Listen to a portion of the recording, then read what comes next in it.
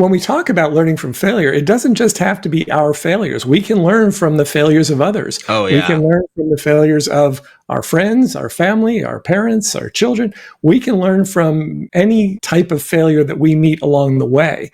And when we do that, when we learn from other people's failures, we are saving ourselves a lot more aggravation.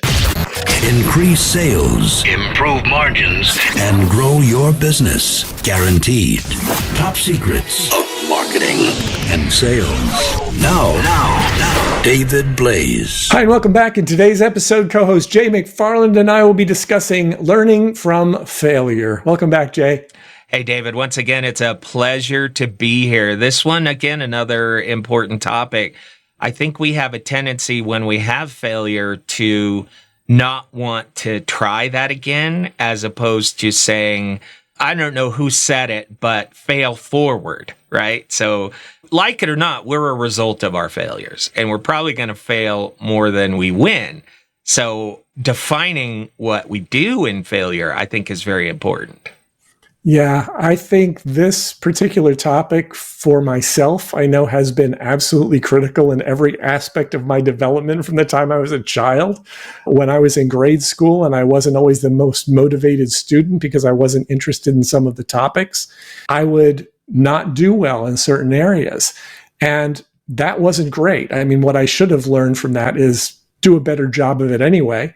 I didn't learn that. And maybe that's why I'm an entrepreneur today, because I think a lot of entrepreneurs start out the same way. It's like you're on a path. There are specific things that just really interest you that you can focus on diligently, and there are other things that you can't. But also, just an example, I know throughout my own life, you're going to be able to learn something from everyone you meet, whether it's positive or negative. So you might as well take advantage of that. And if you recognize that you can pick up on these things fairly early on in most relationships and decide to learn from them, everything gets a whole lot easier. Yeah, I totally agree with you. Once again, I think all the podcasts we've been doing recently, self-awareness, so important. Personal inventories, so important. Do you even recognize the failure? Are you deliberate about what your response is going to be?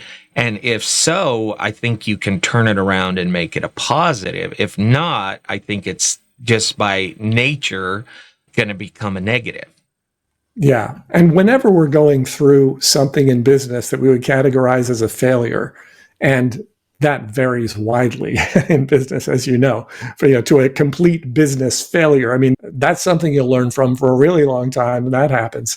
It can be small things, it can be large things, but if we look at each of those things as an experience, there is very likely a lot that we can learn from that. What was it that caused this problem to begin with? I know in business for myself, the most likely cause of issues and ultimate failure has always been in some way related to communication. We weren't communicating properly with the other people, or they weren't communicating properly with us, or they weren't communicating honestly with us, or however it worked out. But a lot of it for me boils down to communication failures. And when you're aware of the areas where these failures likely happen, you can then pay closer attention going forward so that you don't repeat those types of things. Yeah, I grew up kind of in the retail industry, and when a failure happens, you have managers who want to just find the closest person and yell at them and blame them. But then you have others, and I've learned that usually it's not, like you said, a person problem, it's a systems problem. So is it your communication that's bad? What is it? And if you can fix it, is it your training? You didn't train, whatever it is. And that goes for yourself as well. Finding and identifying that, you're actually going to accomplish something, as opposed to just the visceral, I got it off my chest, but now I've destroyed somebody. Yeah. And when you've got the right processes in place in your business, it becomes a lot easier to determine, was the problem with the process, or was the problem with the employee not following the process? Yes. Right? Because if the problem was with the process, it gives you an opportunity to fix the process so that it doesn't happen again. If the problem is with the employee not following the process, then you can encourage the employee, and you can train the employee to follow the process more closely next time. And if you have an employee who continues to not follow process after process, then you've got a hiring problem most likely on your hands. But it's a whole lot easier to identify when you've got the systems in place and you've got the people in place following the systems or not following them to identify where things are going wrong. Yeah, and the danger is if you do this wrong, and I think it happens in our internal persona and also with other employees, if you're constantly blaming people and it's really a system situation, what happens is you create a why try or you can't win atmosphere, right? So if employees are constantly being blamed when they weren't trained, when there wasn't a good system, they're going to start saying, well, why should I even try? It's something I call minimum expectations mode, right? I'm going to show up, I'm going to do as little as possible, stay under the radar and collect a check. I think we do that personally as well. If we keep hitting a wall and we're not aware of it, we're not trying to learn from it, we're not deliberate about it, we adopt a why try attitude as well, right? Well, every time I try something, I just fail, so I'm not going to pursue this anymore. Yeah, I agree. I think if most people in an organization take personal responsibility for their actions, whether it's the employer, whether it's the employee, doesn't matter. If an employee has something go wrong and they take personal responsibility and say, okay, what could I have done differently? What should I have done differently? Oh, I should have followed this procedure better, or, oh, I missed this, or I missed that. If they recognize that there's something they could and should have done better, then they are learning from that failure. Same thing if you're the employer. If something goes wrong, you look at yourself, you take personal responsibility, and you say, what could or should I have done better? Should I have taken a longer amount of time to train this person? Should I have made the instructions more clear?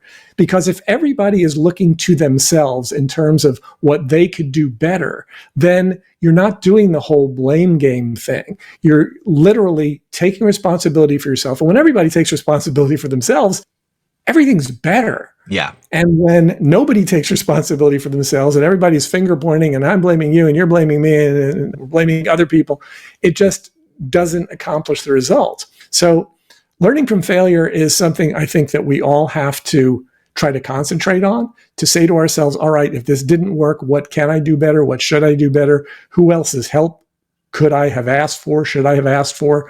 And you may go through something and say, you know what? I really feel like I did everything I could possibly do in this situation.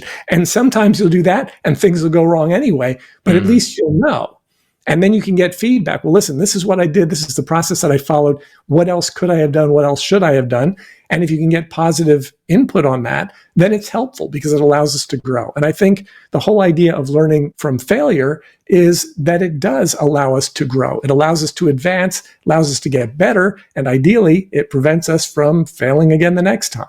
Yeah. One thing I know for sure, failure's going to happen. It's going to happen.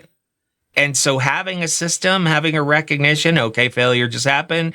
If it's in an organization, this is how we handle it. Let's look at our systems, our training, then our individuals, or if it happened internally, okay. You've talked about writing things down. What did I learn from this? What should I do next time? Because a lot of times, like you said, you did everything you can. And so sometimes you don't need to beat yourself up. You don't need to make changes.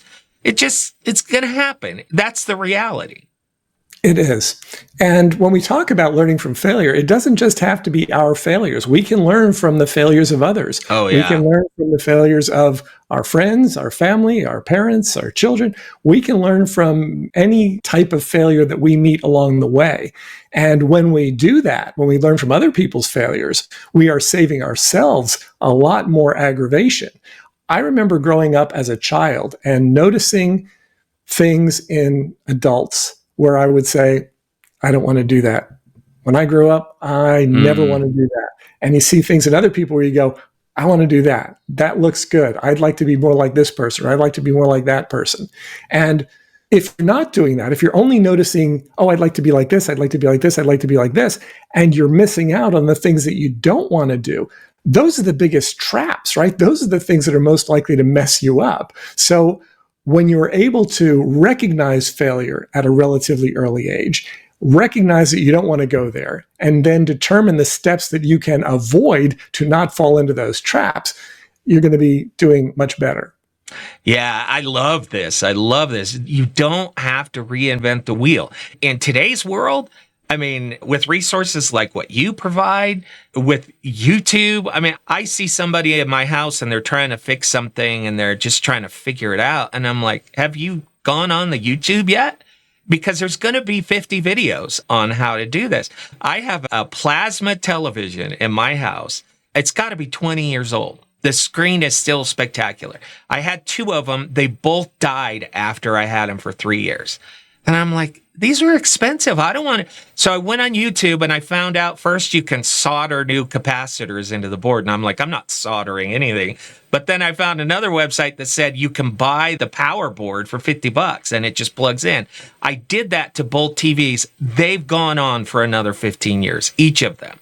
And I've fixed a washer. I've fixed our fridge.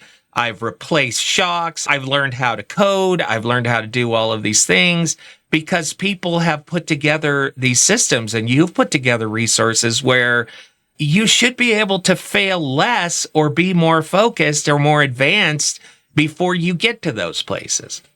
Yeah, no question. And I've said this to so many audiences over the years when I've done presentations. I would say the reason I'm standing up on this stage today is not because I'm particularly smart. It's because I feel like I've made every single stupid mistake you can possibly make. And if I can keep you from making just 1 or 2 of those, yes, you're going to be light years ahead. And so much of what I teach to my clients is based on the potholes that we want to steer around, the things that we want to avoid, because it can save you years. Yes. It can save you decades of your time. And that's what I find so rewarding in our work with clients, is that when we're able to identify specific things that they can avoid doing or specific things that they can do that will allow them to advance their goals and their outcomes and what they'd like to accomplish for themselves and their families, it's incredibly rewarding. So how do people find out more about how you can possibly help them out? Go to topsecrets.com/call. Check out the video on that page and see if it makes sense to schedule a call with us. If it does, great. You can schedule a call right on that page. If it doesn't, at least you'll have a good idea of what may be possible for you, some things that you might not have considered in terms of the growth of your business. There are things that you either don't yet know or don't know the intricacies of that could be slowing you down, right? Because it's not always about, well, I didn't know that. It's about, I didn't know exactly how to do that. Those minor details make a huge difference. Could be something like that. Or it could be that you know a lot of what you need to do, but you're not doing it consistently. Our work with our clients is designed to address both of those things. What to do and how to do it is one part of it, and then actually getting it done is the critical part, because that determines what's working for you and what's not. Such a great service that you provide. David, as always, it's a pleasure. Thank you, Jay. Increase sales, improve margins, and grow your business. Guaranteed. Top Secrets. TopSecrets.com.